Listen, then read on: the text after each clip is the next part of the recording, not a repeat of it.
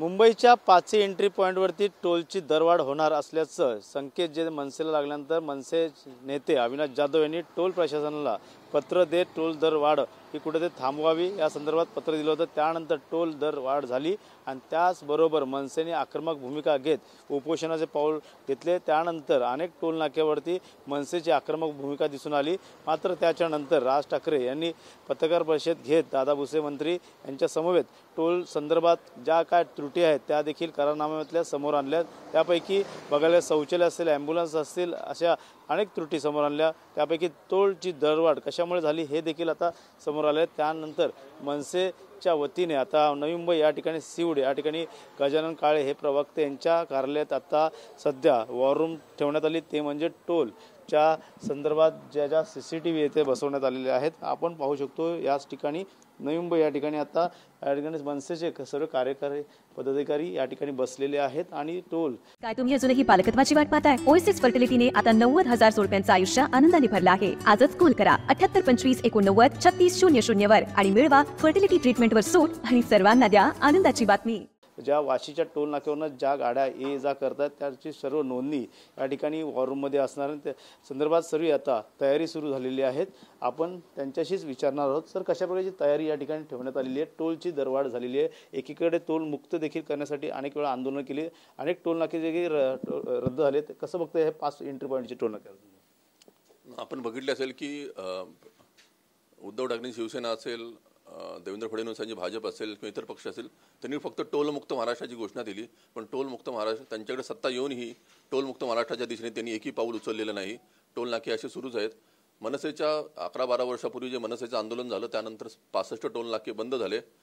आता मनसे यावेळी काय करते की मनसेने जे मुंबई एंट्री पॉईंटवरील जे 5 टोल नाके आहेत त्या 5 टोल नाक्यावर प्रत्येक लेनवरती एक CCTV कॅमेरा बसवलेला आहे आणि त्या CCTV कॅमेऱ्याची आपण बघत असाल की इथे आपण वाशी टोल नाक्यावरील जे CCTV कॅमेरे बसवलेले आहेत 12, त्या CCTV कॅमेऱ्यांचं मॉनिटरिंग रूम आपण ह्या सीवूडमध्ये केलेली आहे आणि इथे आपण पुढचे 15 दिवस 24 तास मनसेचे कार्यकर्ते प्रत्येक कॅमेरा बघून, प्रत्येक लेन बघून त्यातून कोणती गाडी पास होते ह्याची नोंद आपण करून ठेवणार आहोत।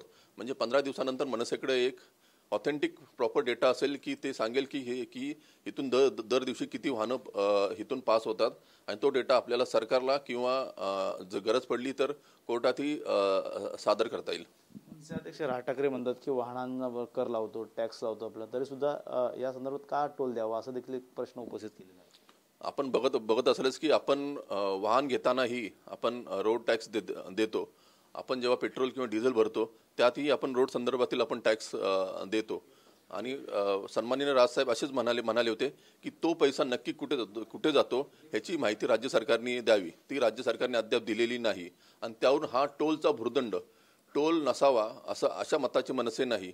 टोल जर चांगले रस्ते जनतेला पाहिजेत तर टोल हे असायलाच पाहिजेत, पण ह्या टोलच्या जे कलेक्शन करतात पैशांचं त्यामध्ये पारदर्शकता असावी असा मनसेचा खाके आहे आणि ही पारदर्शकता आपण बघतोय की हे कंत्राटदार ठेवत नाहीयेत आणि ती पारदर्शकता त्यांनी ठेवावी आणि सरकार दरबारी किंवा कोर्टाकडे पण मनसे आता हे पुढे सिद्ध करेल की पारदर्शकता हे कंत्राटदार ठेवत नाहीत आणि ह्यांच्यावरती त्या संदर्भात एक वचक आणून आणि हे टोल नाके यांची वसुली जर झाली असेल तर ते टोल नाके कसे बंद होतील त्यानुसार मनसे पुढे प्रयत्न करेल। नक्कीच अनेक करारांमध्ये त्रुटी आढळल्यात, शौचालय असेल, ॲम्ब्युलन्स असेल, त्या ठिकाणच्या गोष्टी समोर आल्या। आपण बघितलं की सन्माननीय राजसाहेबांची पत्रकार परिषद झाली काही दिवसापूर्वी, तर त्यानंतर लगेचच आपण बघितलं असेल की वाशी टोल नाक्यावरती पिवळी रेषा आखली गेली। आपल्याला आठवत असेल की काही वर्षापूर्वी म्हणजे 2014च्या निवडणुकी अगोदरही मुख्यमंत्री एकनाथ शिंदेनेही या पिवळ्या रेषेच्या विरुद्ध आंदोलन केलं होतं, पण ह्या पिवळ्या रेषेसाठी मनसेने वारंवार आंदोलन केलं तरी टोल प्रशासन असेल ते ह्याची अंमलबजावणी करत नाही। जेव्हा मनसे आंदोलन करते तेव्हा पोलीस प्रशासन येतं, मनसेच्या कार्यकर्त्यांना अटक करतं, त्यांच्यावरती गुन्हे दाखल करतात आणि हे नियम पाळले जात नाहीत। हे नियम एवढे वर्ष पाळले जात नव्हते, पण आपण आता बघतोय की सन्माननीय राजसाहेबांच्या फक्त एका पत्रकार परिषदेनंतर लगेच त्यांनी आता पिवळी रेषा आखलेली आहे आणि त्याची अंमलबजावणी सुरू झालेली आहे।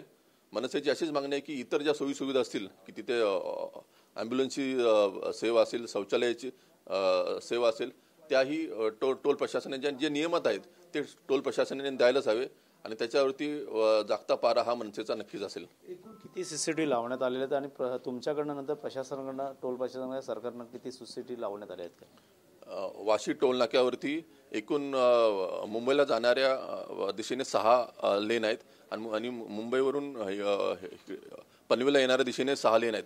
तर टोटल 12 CCTV कॅमेरे लावण्यात आलेले आहेत आणि ह्या 12 CCTV कॅमेऱ्याचे आपण बघितलं असेल हे मॉनिटरिंग आपण आज सिव्हिड्समध्ये करतोय आणि त्याची मोजणी मनसेचे कार्यकर्ते हे 24 तास पुढचे 15 दिवस करणार आहेत आणि त्याची नोंद आपण ठेवणार आहोत.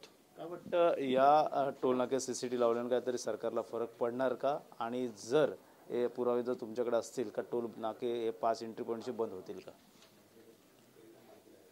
आपल्या सर्वच जनतेची अशी भावना आहे आणि जे तज्ज्ञ आहेत ह्या विषयातले टोल विषयातले त्यांची भावना अशीच आहे की हे टोल नाकेचे पैशाची वसुली ही कधीच झालेली असायला हवी होती. पण बघितलं काही वर्षापूर्वी त्यांनी परत त्याचे कॉन्ट्रॅक्ट त्यांनी रिन्यू केलेलं आहे. माझ्या माहितीप्रमाणे काय 27-28 पर्यंत ते परत काय कॉन्ट्रॅक्ट आहे. तर त्या संदर्भात हे जनतेची फसवणूक करण्याचं हे कोणतेही सरकार असो हे जनतेची फसवणूक करतात. काही ना काही छोटं मोठं काम दाखवून ते परत त्याचं हे करतात, एक्सटेंड करतात. तर ह्यांना कायदेशीररित्या कसं काय बंद होईल यासाठी सरकारनेही प्रयत्न करायला आहे. मनसे तर त्यासाठी पूर्ण प्रयत्नशील आहेत. पण त्यासोबतच सरकारनेही याची इच्छाशक्ती ठेवून हे टोलनाके आता बंद करायला हवेत. नक्कीच इच्छाशक्ती ठेवून टोलनाके बंद करावे असं त्यांचं म्हणणं पाहू शकतो. या ठिकाणी प्रत्येक कार्यकर्ता या ठिकाणी नोंद करतोय जाणाऱ्या येणाऱ्या ज्या वाहनं आहेत त्याची.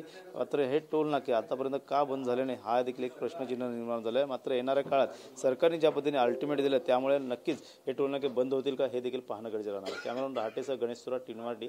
नवी मुंबई.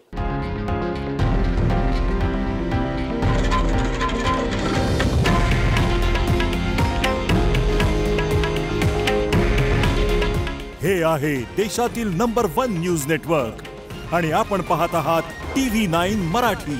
काळजी तुमची, हित महाराष्ट्राचं.